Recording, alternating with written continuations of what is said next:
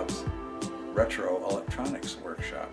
I'm going to have a new channel because I do way too much diversified things that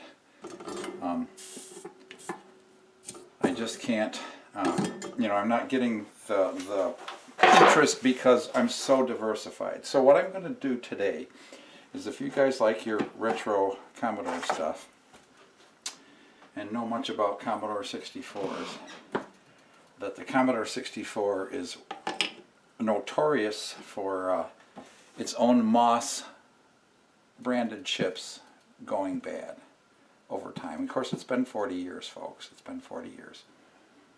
So a lot of people have come out, and one of the main chips that likes to blow up, give up, short out, whatever, is the PLA. And the PLA originally was a programmable logic array, blah blah blah something 100, that was a real array that they programmed.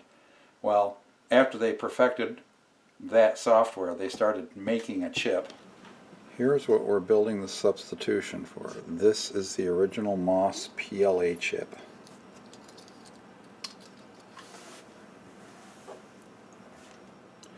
I labeled it as such. Let's see what the number is. The gentleman who tested it for me labeled it as bad. Yes, 906-114-01, 26th week of 1984. Okay. You'll notice it's a 28-pin chip, so you can't put an EEPROM or something in there for it. I put the PLA on here. And of course, this is our substitute. It has the same 28 pins built out of these headers onto a PC board that was designed by someone else, not me. You can buy these PC boards, this project, right off from PCBWay if you want to build this yourself. If you want to buy ones pre-built and pre-tested by me, not to make a profit, I just had to order, it's funny, you have to order a big enough batch on AliExpress to get the parts. You can't buy one or two at a time. You have to buy 5 or 10.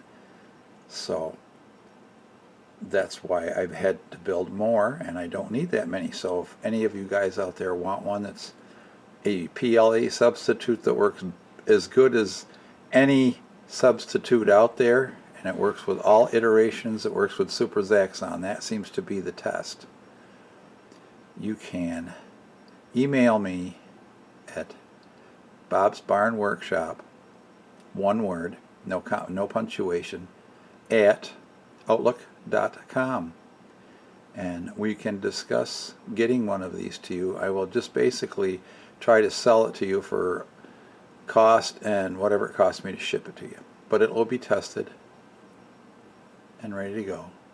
Gold pin sockets, so they go right into your sockets on your motherboard, or solder in beautifully.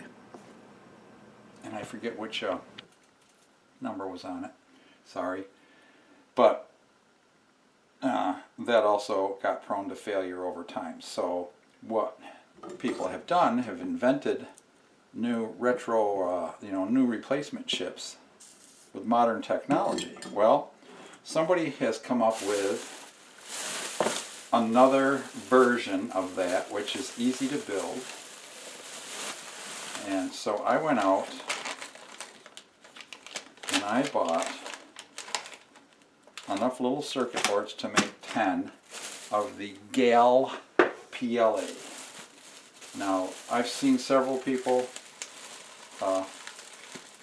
road testing it. I saw Adrian's Digital Basement do it, and his test showed that it worked perfectly in every vintage Commodore machine. So if you have a dead PLA and you need one, I'm going to build these up. I'm going to show how to build one, and I'm going to show how it works in the computer. But in the future, I'm going to build these 10 up. What you have to do is you program the GALs, which is, I don't know what G stands for, but it's a logic array, programmable logic array basically. And there's 2 chips on there. There's 2 GALs on there. And these GALs are, I'm going to have to get out my spectacles here. They are, gosh, hell to get old, isn't it? A GAL, G-A-L, 20V8B 25LP. And I think they're made by Lattice, and I guess apparently they are out of production, but there's still tons of old stock to build these. So you program both of these with your programmer. I'll show you how to do that. There's some chips I already did. I haven't tested them though because I didn't have the rest of the parts. But I ordered a bunch more GALs, and so I got GALs up the wazoo. I'm going to put the GALs all in sockets just in case you want to need to reprogram them. I'm not trying to make money on this. Don't get me wrong. I just don't need 10 of them, and you had to buy quantities of 10 to get some of this stuff from AliExpress. So you end up with that. So let's see. You're going to need the circuit boards, which are right here. I ordered these. Now you can get this project right off from PCBWay. And this is the nifty little circuit board. It has the pinout for the chip legs, and it has the pinout for the sockets. Now you have to put the legs in first. And so how do we get those legs in straight? Well, I believe these are 28 pin chips that they're replacing, so we have to get these headers. You see, I haven't opened other stuff. If you're watching this stuff real time, guys. Yeah. Now, do you put the long ones through? Yeah. The long ones go through the top. Do they? Would they be better off this way? I guess it don't really matter. It makes the IC legs nice and long if you do. I'm going to put the short pins through the top, be that wrong or not. I need to break it right there. Okay, so what I'm going to do is I'm going to use a breadboard to hold these straight so they fit into the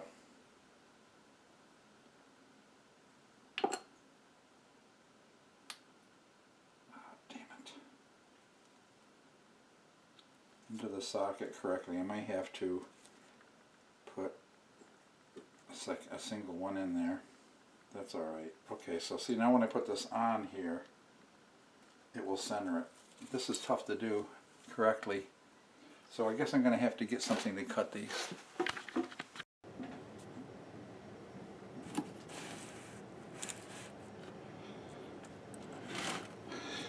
So here's a view how we're doing these GAL board pins again. And what I shall do is just line this up so I know how many I have. And now I brought the right cutters.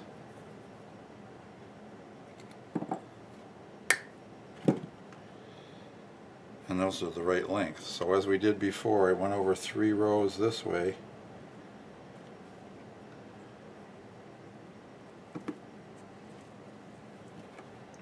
And 2 rows this way.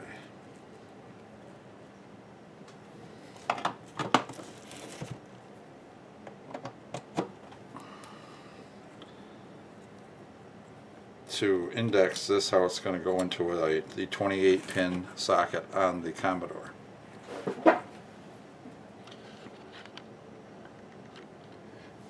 So you can see that,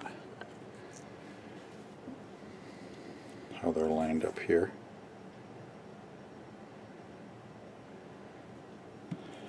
Now these headers that I use, these strip headers, here's a spare piece.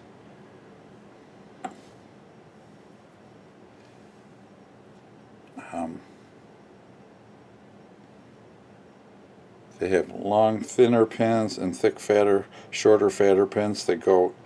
I believe those should go into the IC socket. So this here, these top headers, I'm going to put into the circuit board. So that's how I've arranged this.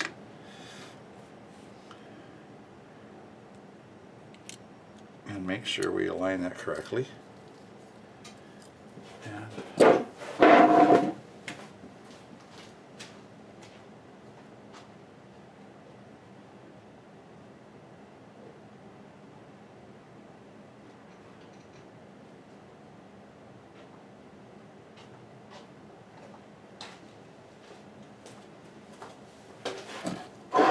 I'm going to use my Optivisor here. Bring that back just a little bit. I know the other view I had my big paws right in the way. So we'll see. I won't get my head stuck in there, I promise. I'm going to solder.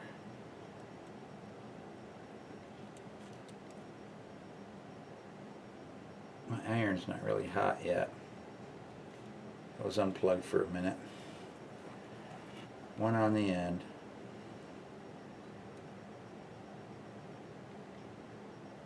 One in the middle.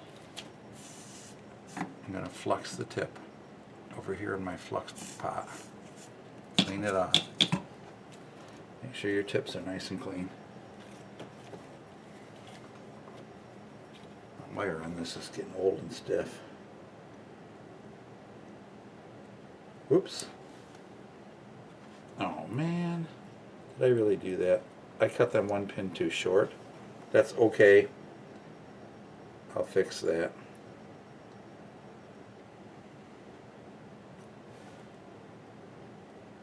I'll just put a separate one in there. So let's pull this guy out. We can fix goof ups at Bob's retro electronic workshop. That's how we roll.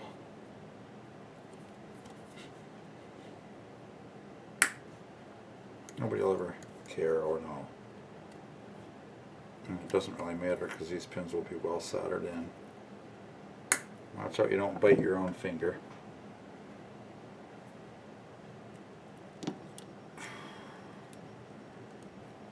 Let me see, he dropped right in. Okay, gotta get the other one in there.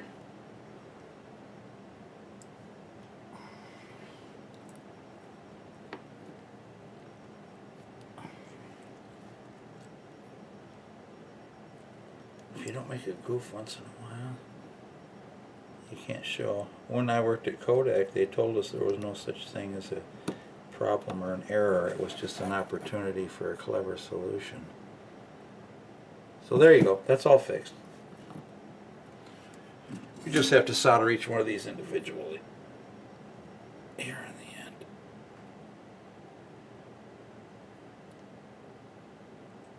Straighten it up.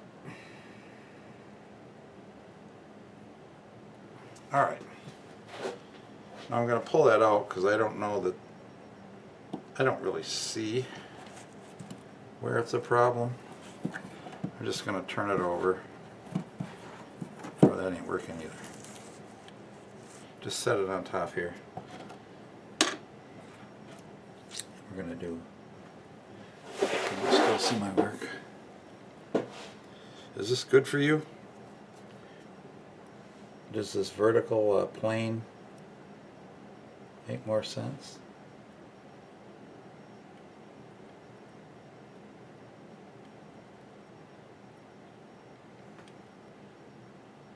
Iron's getting hotter now. And as I said in the other video, you don't need to make a big pyramid of solder. You can see it flow down into the via and it's done. There's no reason to pile on a lot of solder.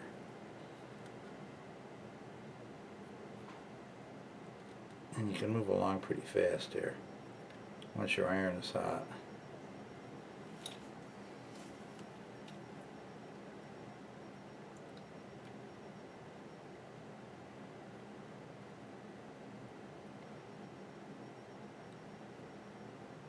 Hope my bald head isn't in the way. That one must have had a thicker via. It took a little bit more heat to flow.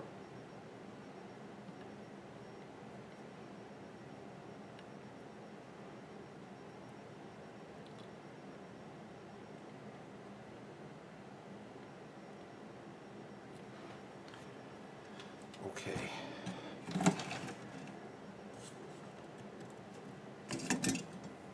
How are we doing view-wise? Now remember, we're going to cut the stubs of these off.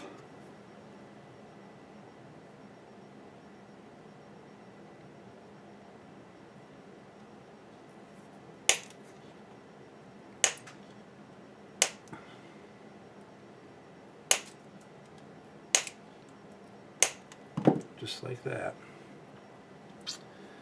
And now you see that it can plug right into a breadboard like that. Nice.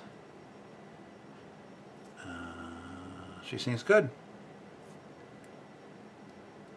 Okay, now that flux core solder should not cause any problems.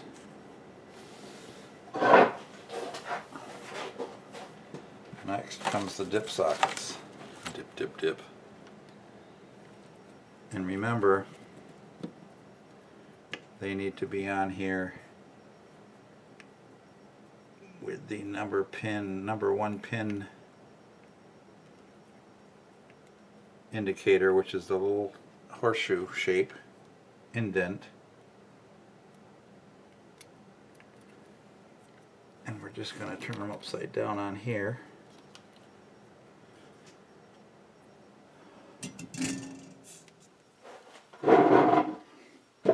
And I'm going to solder a little bit on each corner while I hold it in place. Now these don't have to align with anything, so they just need to be soldered in flush. So I'm pressing down to hold them tight against the board while we do this.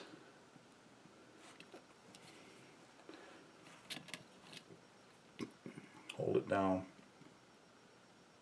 give it a touch. Hold it down tight, give it a touch.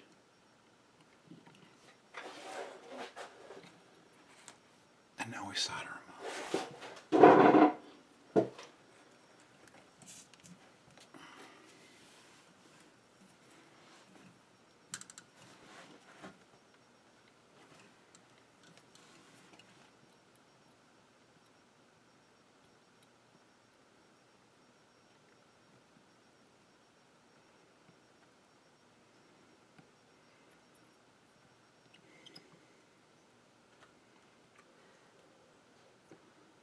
Yes, I bought real lead Kester solder because that's what works best.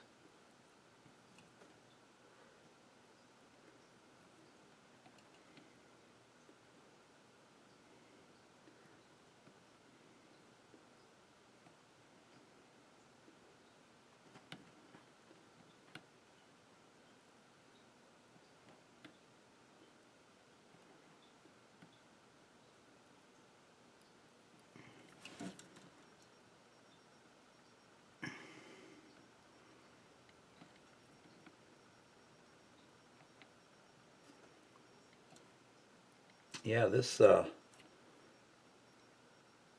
design is awesome. The original designer got it so that it works with every type, every model revision of the Commodore 64, which to me is awesome.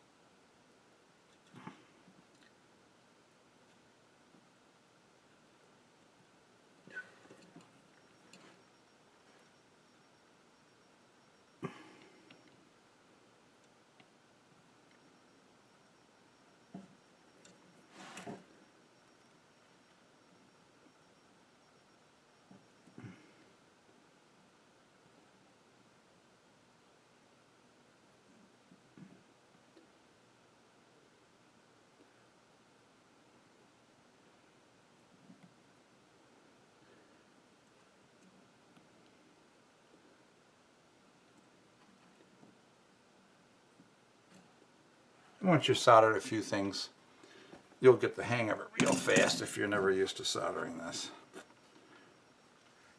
So there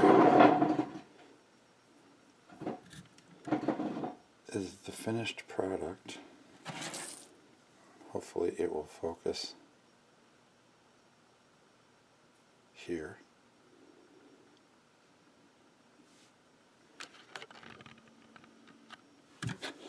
Maybe it focuses better if I bring it up like this. Okay. Again, I'm upside down because I can't put this camera at that angle.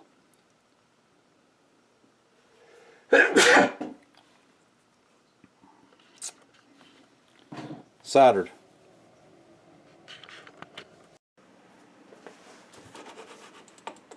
My computer went to sleep and my screen is dirty, so don't judge me.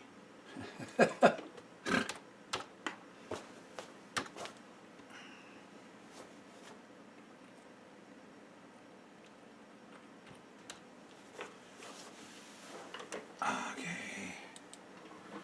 Now,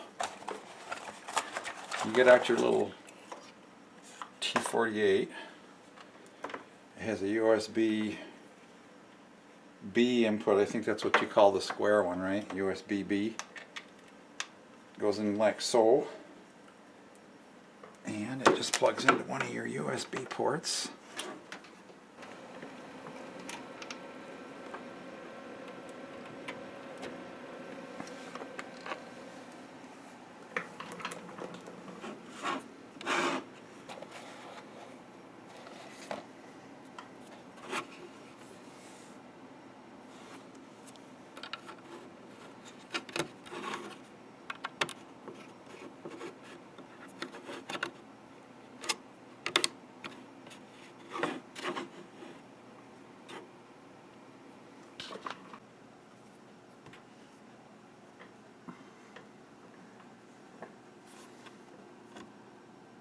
Pin 1. Pin 1.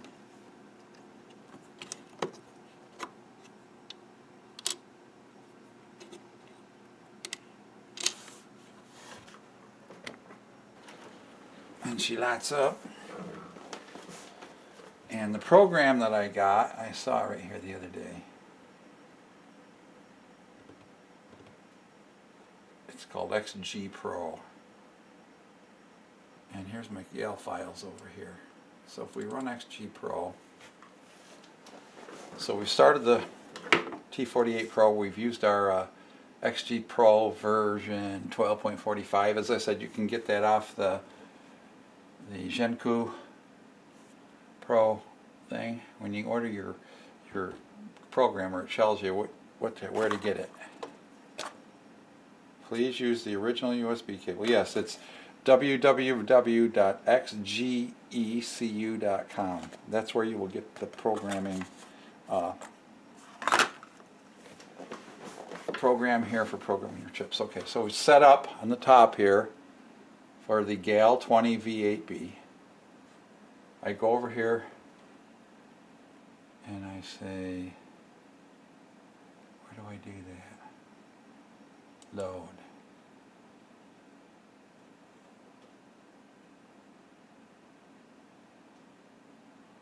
Okay, so you see it right here. That's the GAL right here. It says L.JED.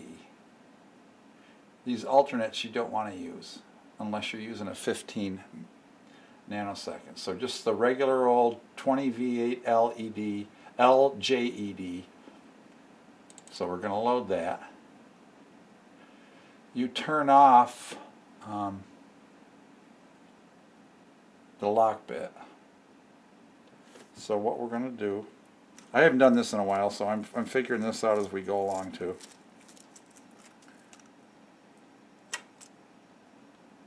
Put your chip facing north. These chip legs are bent quite awkwardly. Okay, open it up. I had them closed. Make sure your legs go in between the little flaps. Oh, okay. So we're going to read it.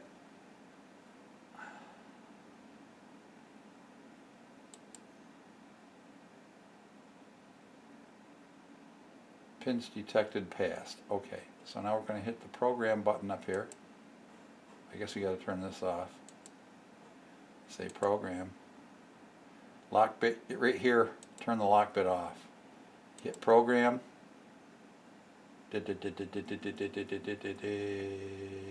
Programmed. Programming successful. Now, is there a verify? Oh. Programming successful. I think maybe it just does its own verify. I'm going to hit the verify button. Verify successful. Okay, so that's easy. See how easy that is? I don't even know what I'm doing with a programmer, and I'm doing it alright. So I'm going to mark this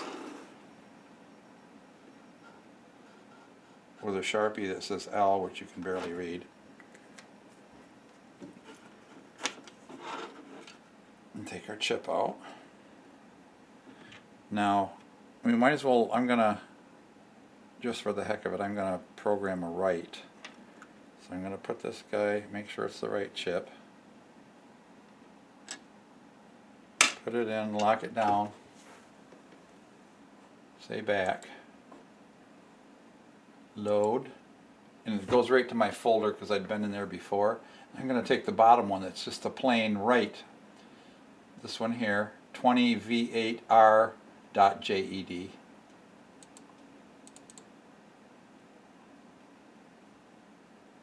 And there's just a little bit of programming in this one. And we're going to hit program. Lock bit is off. Program.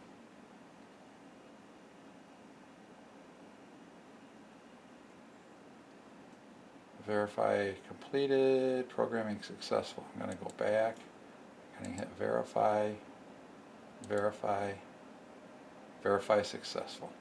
So okay, we have created 2 of these. I don't think there's much programming in the right chip. Looks like most of it's in the left. Most of them looked, you know, unused in the right chip, and most of them were full in the left chip. So, and that is all there is to programming it. So shall we see if it works? I've got my Commodore set up over on the bar now, so we'll go over there and show how this baby works. All right.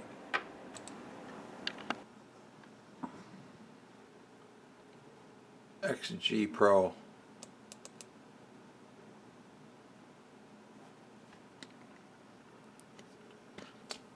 Click load.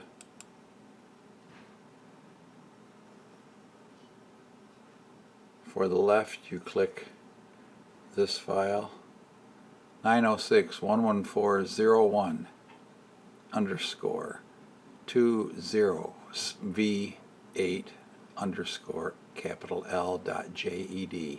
That is the left file. It's open.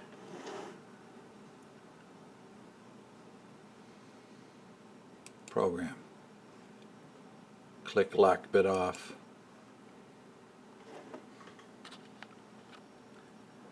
Program.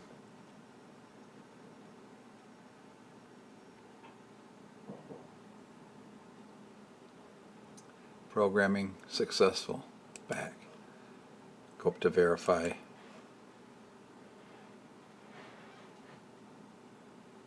Verify. Verify successful. Back. For the right chip, load the bottom file, 906.114.01 underscore 20v8 underscore r.jed. Open. Check for the data. It's in there. Quite a bit of data at the bottom. Program. Lock bit off. IC marked and replaced as usual. Program for the right.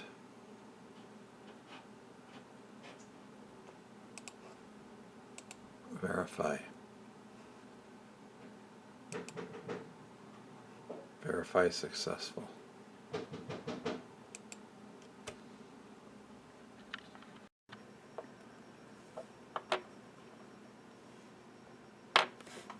Take your GAL you programmed and marked R. Note the pin 1 indicator markings on both the dips and the PC board. Carefully align your pins.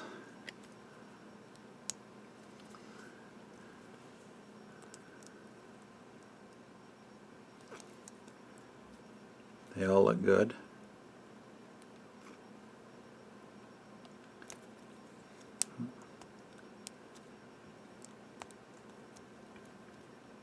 And in she goes. Just like that.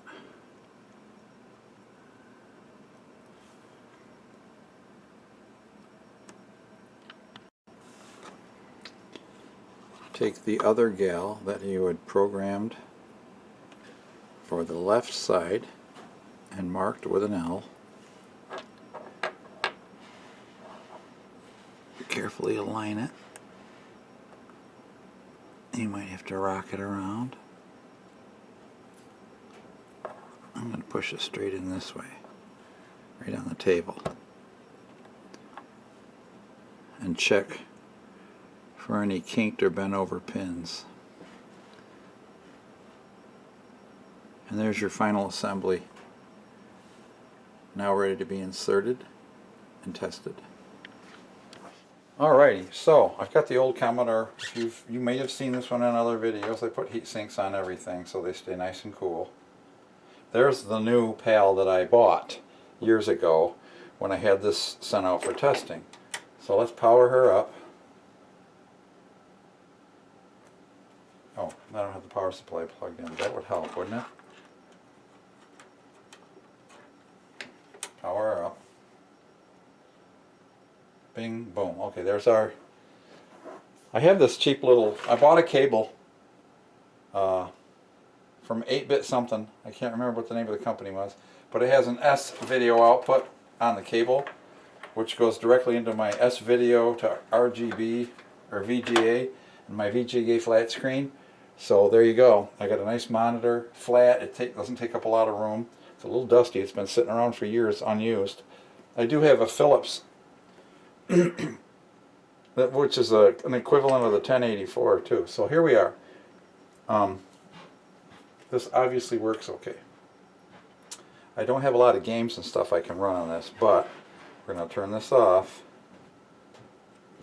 and we are going to pry that PLA back out of there. Let me go get my chip puller. So I'm back and I want to be very careful. Put a little screwdriver in, twist start the corners out. Make sure they're not stuck. Alright, out comes the good PLA. And that was built by, probably can't read the fine print. It says github.com, hackup C64,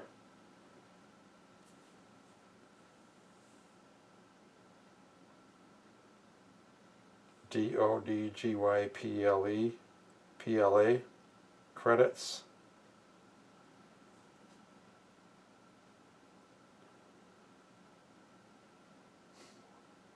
disaster.nightfall. Anyway, it's called the XCPLA revision 1 and it works great in this computer. So there's nothing wrong with that. But let's go get the other PLA that I just built.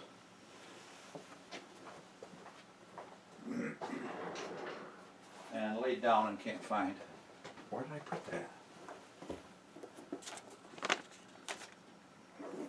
I brought it over here, didn't I? Oh, you're such a third green bulb.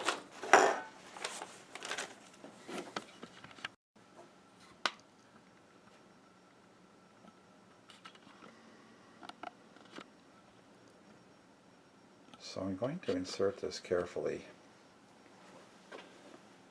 into this socket And it says right here somewhere which chip it is. It doesn't say. It is not labeled on my board that I can see. A lot of these will say U21 and whatever. Oh, there's U's there. Huh. Well, anyway, that's the PLA socket. I know it is. Now with these straight gold pins, she should go right down in just like that. Alright guys, so if we did this right, and I'm telling you I haven't tested this, even though I've programmed this before. I just got that circuit board and stuff the other day in the mail, and I just got a chance to build them for you. So let's see if she boots up. Bingo. So I've got my SD to IEC gizmo here with some programs on it. We'll try. So anyway, if you have a bad PLA, let me know.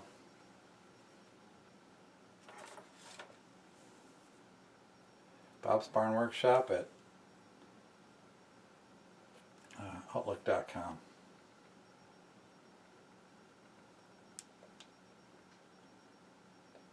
Do I have to hit something? Okay.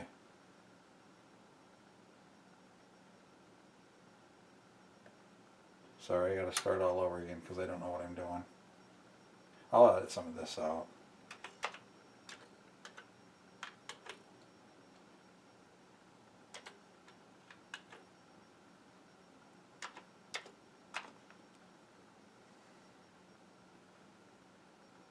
I'm getting a little noise interference in here, but I got jail bars.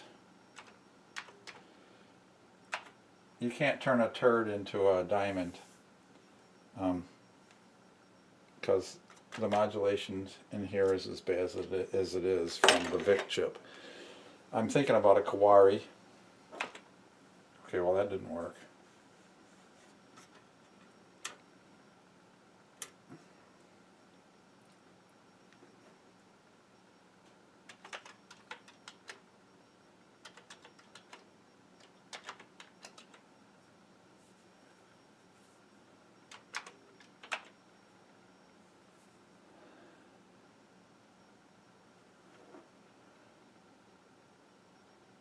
Then I just got to tab down here to 64 games.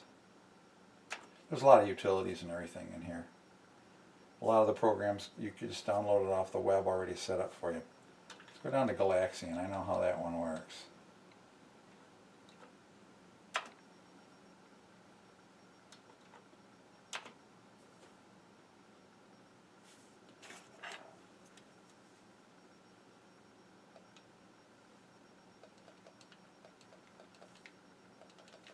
Sorry I don't have any cool noises, but anyway, I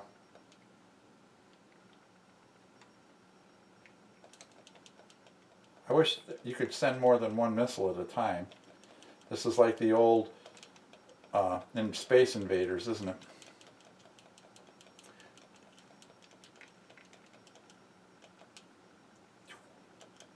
I just stay away from the guys that are dive bombing me for a while.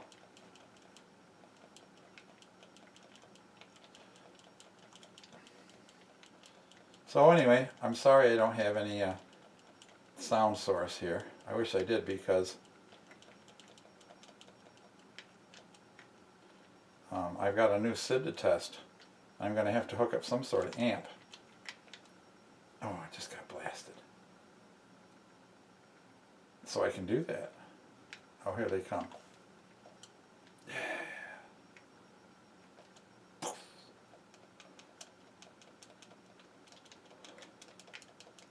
I hate when you can't. You got to be very judicious with how you fire. All right, well,